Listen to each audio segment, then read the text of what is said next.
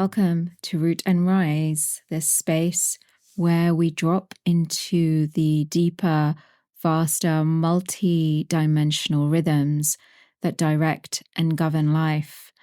I'm Rohini Walker. Thank you for tuning in. And wow, so here we are at the end of 2025. And doesn't this year feel like it's really flown by? I know it feels like that every year, and this year that feels especially true. Like, how is it the end of December already? And to be honest, I've had some interesting experiences with linear time this year that have been quite revealing in terms of it not being quite as concrete as we're led to believe. And the hyper accelerated experience of 2025 points to that for me as well.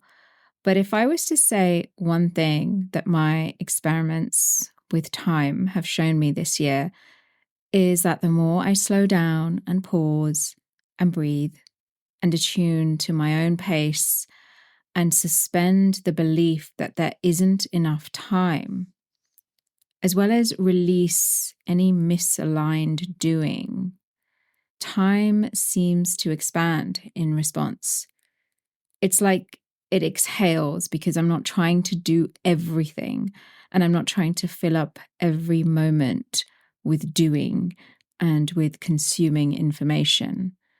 And in that space, everything that's supposed to get done is done. This has also given me a slowed down, contemplative experience of what this year has been, and it's been a lot. Yep, 2025 has definitely tested our limits and boundaries collectively, and for many of us personally too, to put it mildly. And I want us all to celebrate ourselves for having made it through this year, like seriously, and having made it through the past 5 years since the beginning of 2020.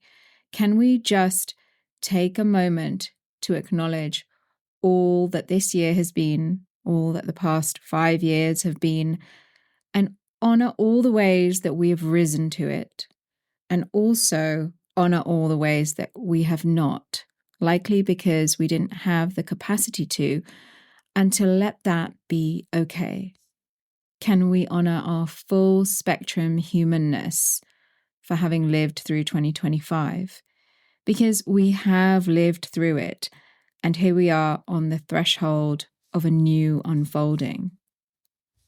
Collectively and globally and personally, for many of us, 2025 has definitely lived up to being the year of the wood snake, which is what it is in the Chinese calendar, the year of shedding what's ready to be shed. In numerology, it was a 9-year, which is the completion of a cycle before a brand new one begins, with a 1-year, which is what 2026 is. And more on that in a minute. Collectively, what we've witnessed in 2025 and will continue to witness, and which really began in 2020, is old systems and structures dissolving. Astrologically, and from a human design perspective, this has aligned with what 2025 was expected to be. But don't worry, if you're not an astrology or human design person, I'm not going to start talking about that. I'm distilling my own understanding from astrology and from human design for what 2025 has been and what 2026 promises to be and has in store. So yes, systems and structures that can no longer sustain themselves have begun to crumble and collapse. The rot in existing rotten systems has finally set in, and it's being exposed for all to see. And it's not a pretty sight, of course. For the first time in history, we're seeing conversations taking place in mainstream spaces, questioning the status quo, questioning left and right because neither work, and questioning accepted narratives and the invisible power structures that keep them in place. And it's taken a lot to get here, for sure. It hasn't been an enjoyable ride, albeit a wild one. We've been in it, like I said, from the beginning of 2020. A lot is under threat as well. A lot of the freedoms and rights that have been hard won. And I really want to highlight that it's completely necessary to both feel the despair and anger and fear that's coming up, and to know that we get to be the stewards and architects of what's emerging if we want to be, if we're being called to be. Because as old, hierarchical, top-down power structures inevitably crumble, little old you and me are going to matter when it comes to visioning and building something new. Because as of 2026, we're going to be well and truly in the gravitational field of the Aquarian age and a whole new epoch that's ruled by the air element, which means many things. One of which is that what we put our attention on consistently is really going to matter. It's also a time where each of our unique soul purpose really gets to be the field through which we co-create what's emerging for the collective. I know many of you are feeling like you were born for this moment in time, and you're feeling that way because you were. Pay attention to it and call your energy back to you. Gather your energy back by intentionally breathing it back to you every time you notice it's becoming scattered and dispersed and hooked into and drained. Sovereignty over your energy is going to be especially important moving forward.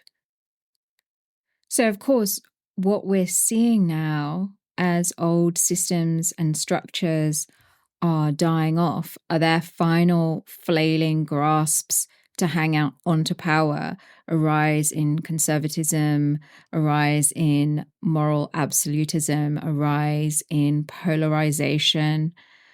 Big tech is being used for hyper-surveillance and hyper-polarization to control and manipulate and to keep people's energy and attention hooked in to constantly, endlessly consuming information from screens and from algorithms, which are more and more dictating our reality, to the point where it's common to feel anxious and untethered unless we're engaging with screens, because that's what's being normalized for us.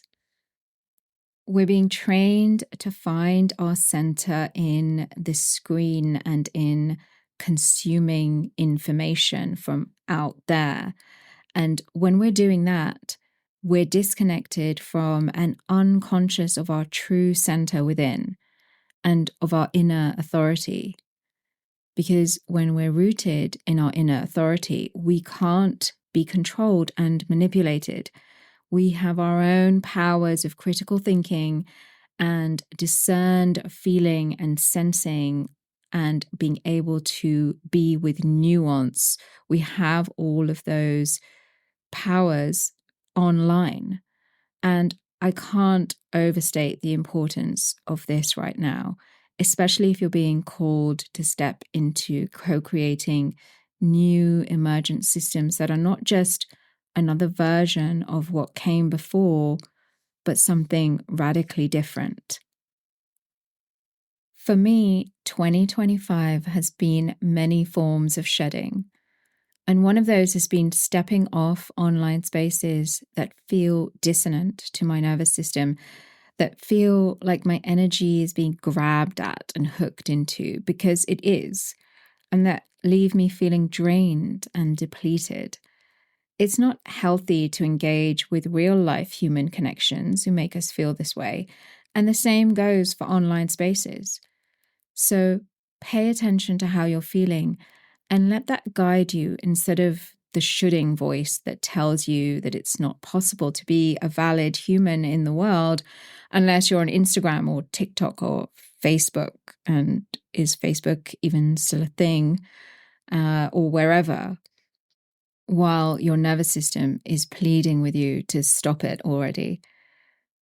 Someone recently asked me why I stepped off Instagram, and the answer that blurted out of my mouth was because junk food makes me sick. And to me, Instagram feels like junk food. It may not feel that way for you. The invitation here is to feel into what's true for you and trust that. Be guided by that, regardless of what anyone else says. And really, 2025 has been, personally for me, a doubling down on following my own inner guidance and inner authority on all fronts, even when it doesn't make sense. This has meant a lot of intentional and spontaneous shedding of misalignment, including misaligned connections, and being with any sadness that comes up as a result, as well as allowing in the relief that's also present. It's meant leaning into the resulting empty space without rushing to fill it up. And these last 2 months, the heat has definitely been turned up in the crucible of transformative shedding that this year has been. And that's saying something, because there have been some full-on personal experiences of loss and grief and straight up what the F is going on moments throughout this year. I know many of you can relate, and this doesn't even include what we've been moving through collectively. I remember listening to or reading a human design transmission at the beginning of the year, and it said that you won't feel like the same person that you were at the beginning of 2025 as you will at the end of 2025. And of course, every year, every cycle works us and changes us.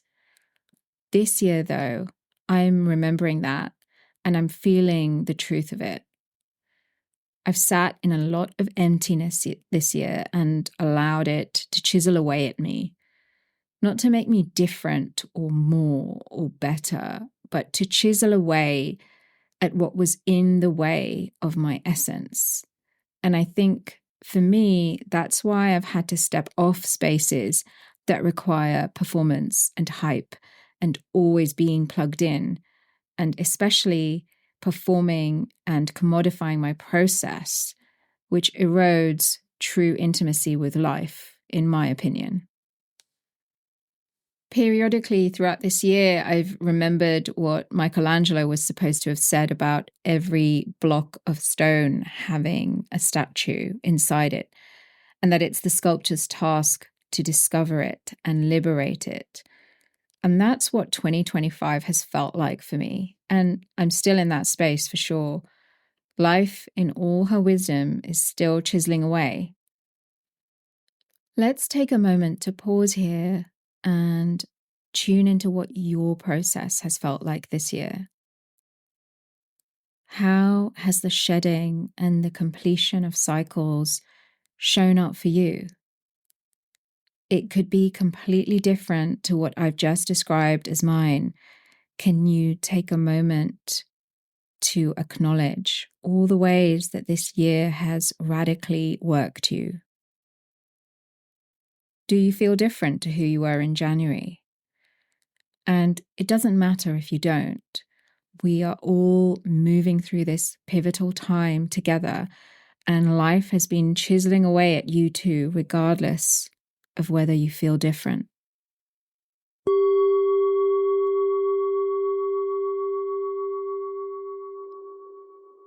So on winter solstice earlier this month, I was sitting outside absorbing the solstice sunlight in the morning here in the California high desert where I live.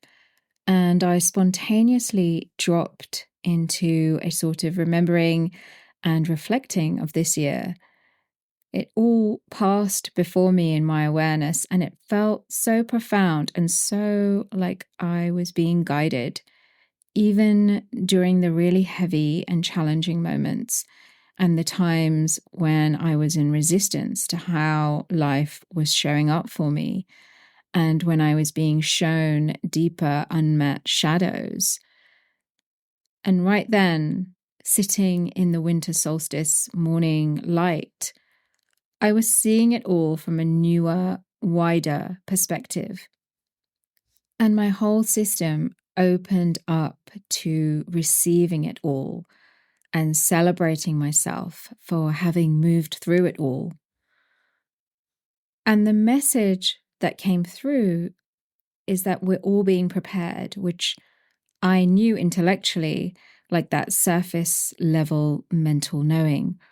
But this time it landed deeply, somatically in my belly. So whomever that resonates with on a somatic level as well, that's for you as well. And prepared for what? Well, that depends on the timelines we put our energy and attention on in this coming, unfolding new cycle.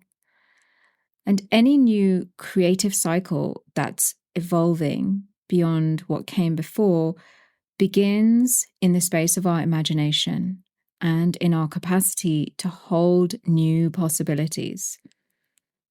And one of the big themes of 2025 for me has been about getting clear and intimate with the true nature of the imagination, because 2026 and beyond is going to require us to work with our imaginations to create and innovate beyond the bounds of what we've been told is quote unquote possible. And more importantly, 2026 is an invitation to stop outsourcing our world creating powers of imagination to big tech, and especially to AI, which is ultimately, at least for now, run by big tech and its handful of oligarchs who certainly don't have the well-being of humanity in mind, or if they do, they're doing a great job at hiding it. Okay, so I'm not going to go into a whole thing about AI right now. That probably needs its own dedicated episode. And I'd love your questions around that if you are interested in an episode around that. But what I want to say now is that I'm not necessarily anti-AI. I use ChatGPT sparingly now and then. It's helpful for tech-related questions and occasionally as a VA or virtual assistant. And I also can't stop thinking about how much water and power my questions are consuming. I'm not anti-AI. I'm wary of it. And I'm definitely not jumping on the bandwagon. First of all, because I don't think humanity's collective consciousness has evolved enough to work with AI in a responsible, life-affirming way, which we're seeing right now. We're like a child behind the wheel of a very fast and powerful car.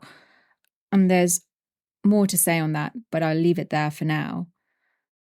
But on the topic of the imagination, I'm wary of AI because we're outsourcing our innate powers of creativity and imagination to it in the name of convenience, which is essentially scarcity-based thinking. Not enough time, I'm not good enough, and so on. And the world that wants to be born right now, that has the potential to be born at this time, requires humans who are in full possession of their powers of imagination. And also, from a human design and astrology lens, the next 5 to 10 years and beyond is going to be the period that holds the potential of us fulfilling our human potential, not through machines, but through the evolution of our own consciousness and our capacity to integrate and embody who and what we really are, which is a lot more than we've been led to believe by the dogma of scientific materialism. So what I mean by imagination is not only make-believe and fantasizing. Our powers of imagination also allow us to feel and sense and see and perceive what's not yet manifest in physical 3D reality. Imagination is the space in which we get to connect with what's waiting to emerge into material reality from the subtler layers and dimensions of reality. There's a brilliant graphic novel series called Promethea by Alan Moore, who is a wizard, and I highly recommend Promethea if you're into alchemy and mythology and the Kabbalah. In Promethea, the imagination is brilliantly rendered as the immateria, which is also what my Substack newsletter happens to be named after. The immateria is the dimension of reality that gives rise to all form and phenomena and materiality, what we'd call physical reality. And we can perceive and access this dimension of the immateria through our imaginations. And from there, allow the creative impulses of what's waiting to emerge to become embodied and expressed through us. Maybe the best known advocate for the imagination was Einstein, who famously said, "Imagination is more important than knowledge, for knowledge is limited to all we now know and understand, while imagination embraces the entire world and all there will ever be to know and understand." And he also said, "Logic will get you from A to Z. Imagination will get you everywhere." This isn't to say that logic and knowledge don't have their place. They absolutely do. But they operate within the bounds of what's already known. Logic and knowledge are necessary to maintain existing systems and structures because they're a product of them. They're closed system mechanisms. And in themselves, logic and knowledge, they don't birth radically new innovations and systems and structures, which come from open system thinking, feeling, and perceiving, and which is what 2026 and beyond has the potential for. Because as we're seeing, the old unsustainable systems are on their way out. And then when new systems emerge, the logic and knowledge that are relevant to them will be implemented to maintain them until they're ready to dissolve and evolve. So we can't co-create new realities when we are operating from the logic and knowledge of the systems that are dissolving. We go beyond the city limits into the wilderness and uncharted terrain and into open system thinking, sensing, and perceiving. And the architecture of the imagination is that of an open system. It's right-brained and it has the capacity for multi-dimensional feeling and sensing. Again, not only make-believe, but also our innate capacity to perceive and neurocept beyond the physical 3D level of reality, to really engage with our imaginations in this way, not only for our own personal lives, but for the collective and in communities with others. This evolves our own human consciousness, which can then maybe allow us to work with AI, if we choose to implement innovation responsibly rather than outsource and abandon our own innate powers in the name of convenience and speed. This brings me to embodied imagination. And again, this isn't about make-believe and fake it till you make it, which has nothing to do with true embodiment and integration. And in fact, fake it till you make it actually causes more stress in our nervous systems because of the lack of embodiment and integration. And it creates weird distortions in our energy fields. Embodied imagination comes from the somatic, felt sense experience of our multi-dimensional natures. Okay, let me back up a bit. anything that we want to and are inspired to create or make or experience is first and foremost perceived in the imagination. So, say I want to make something delicious to eat. Even if I'm following a recipe, I experience it first and foremost in my imagination, which sort of downloads it into my physical senses. And depending on what that experience feels like, I'll go ahead and get the ingredients to make it. The spark of desire and inspiration, which is the first experience of the thing that's being created, happens through our capacity to imagine. And the same goes for everything that we're inspired to create. And then we experience the thing that is created on the physical level of reality right at the end. That's the very last bit of the process. It begins first and foremost in our imaginations, in the unmanifest, in the immateria. The thing we're inspired to create or experience already exists on that plane, and we access it and get our first taste of it via the imagination. Without the imagination, we wouldn't be able to create and innovate, and we are inherently creative beings. So when we marginalize and trivialize the imagination, as we've been trained to do with our education and schooling systems, we're cutting ourselves off from our innate creativity and potential.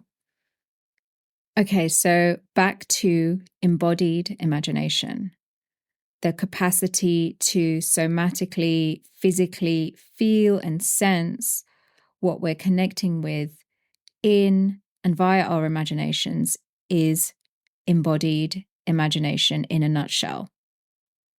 In esoteric alchemical terms, our bodies and nervous systems are becoming the vessel in which spirit and matter are being united, and a whole new creation emerges. Our capacity to create, even something mundane and pedestrian and everyday, and to engage in the process of creation is a profoundly divine and mystical act. And it all begins in the imagination. Again, it bears repeating that embodied imagination is not fake it till you make it. Embodied imagination is when you genuinely feel and know yourself and all of existence as multidimensional. And so when you're touching into something that you're inspired to create via your imagination, you genuinely feel and know it as real, just as real as the chair you may be sitting on.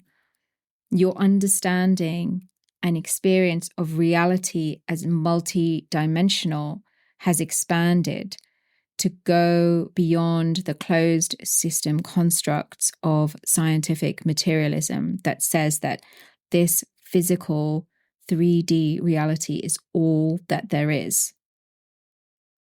There's no faking and pretending happening. You're having an embodied experience of the truth that you are multidimensional and that you have the capacity to access and create from multidimensional states of consciousness.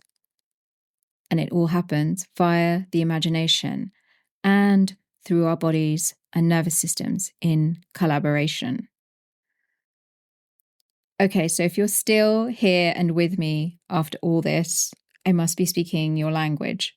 So this brings me to 2026 and beyond. For those of us feeling the truth of this, what I've just spoken to, we're being called to really step into and reclaim these world-creating powers in our own lives and in our communities. And if that sounds grandiose, good, because 2026 is a 1 year in numerology, coming after 9, which is the end of and the completion of a cycle. A 1 year is all about the start of a whole new cycle. and stepping into our own creative powers to become stewards and architects of something radically new and evolutionary. It's about stewarding those big, impossible dreams into physical reality. And equally, it's about staying authentic to yourself and not trying to live and create in ways that don't feel aligned. So it's all about really coming into alignment with your truth, your authentic values, and engaging your world creating powers of embodied imagination from there. And 2026 is also the year of the fire horse in Chinese astrology. And bear in mind, of course, that the Chinese, in their wisdom, follow the lunar calendar, and the Lunar New Year begins in February. So the energies of the fire horse also definitely correspond to everything I've just spoken to about the 1 year, especially the unapologetic stepping into your own potential and powers of creating. The fire horse is all about innovating beyond the logic and knowledge and city limits of the systems that are dying. In other astrological systems and in human design, these same overarching energies are present for what this year is heralding in, which is definitely not about recreating more of the same, but really getting behind the truth that everything that we've been told is too idealistic and unrealistic and impossible do actually get to be accessed by our imaginations from the immateria where they already exist and birthed and stewarded into the world through us. For me, this means tuning out the noise regularly and tuning in and becoming really discerning and choosy about the information that I'm choosing to take in. It's about choosing spaces that don't feel like they're energetically hooking you, because then you have to spend time and energy clearing and unhooking. And I know I talk about this a lot, and it's because it's such a key ingredient to reclaiming and wielding our creative powers at this time. Because the dying systems are doing all they can to hold on, and this means keeping our attention and energy constantly hooked into polarizing narratives and expiring paradigms. I'm also not talking about looking away from and bypassing the very real atrocities that are taking place. This is about engaging with what's going on from a place of energetic sovereignty, where you know and feel what your energy feels like and what doesn't. It's not about emotional reactivity, because then you're hooked in and feeding what's ready to die. But rather it's about feeling and processing our emotions and allowing the energy that's bound up in them to be released and integrated so that we have more access to more of ourselves. This is how we can actually best serve the causes that we're here to advocate for. Okay, so we've moved through a lot here. And while I could go on, for the sake of digestion and integration, I'm going to stop here and just invite you to pause and take a breath together.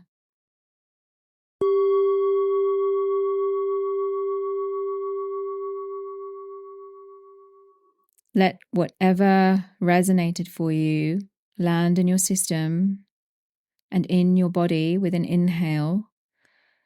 And let whatever didn't resonate be released with an exhale. And if any triggers came up, yay, you're alive and feeling life. Make some space for them and welcome them in with your breath. And for those of you feeling the call, feeling enlivened and energized by what I've spoken to, feeling ready to step into your new cycle of co-creating and working with your powers of embodied imagination, I'd love to welcome you into my membership space, Root and Rise, which is open for winter enrollment until January 5th. Everything that I've talked about here are very much the waters that we swim in Root and Rise, the membership, including trauma-informed somatic experiencing practice, so that we can bring compassion and resolution and integration to any parts of us that are still looping in old patterns and old trauma patterns. We root and we rise in community. The link to register is in the show notes. And I want to end with a quote from one of my favorite authors, Philip Pullman, from his latest and long-awaited book, The Rose Field.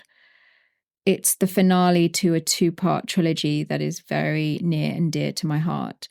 So The Rose Field, which came out in 2025, is all about the imagination and why it matters and how it's under threat. And reading it was just such a delightful synchronicity of being met where I was in my own explorations this past year. So here's the quote that I want to share.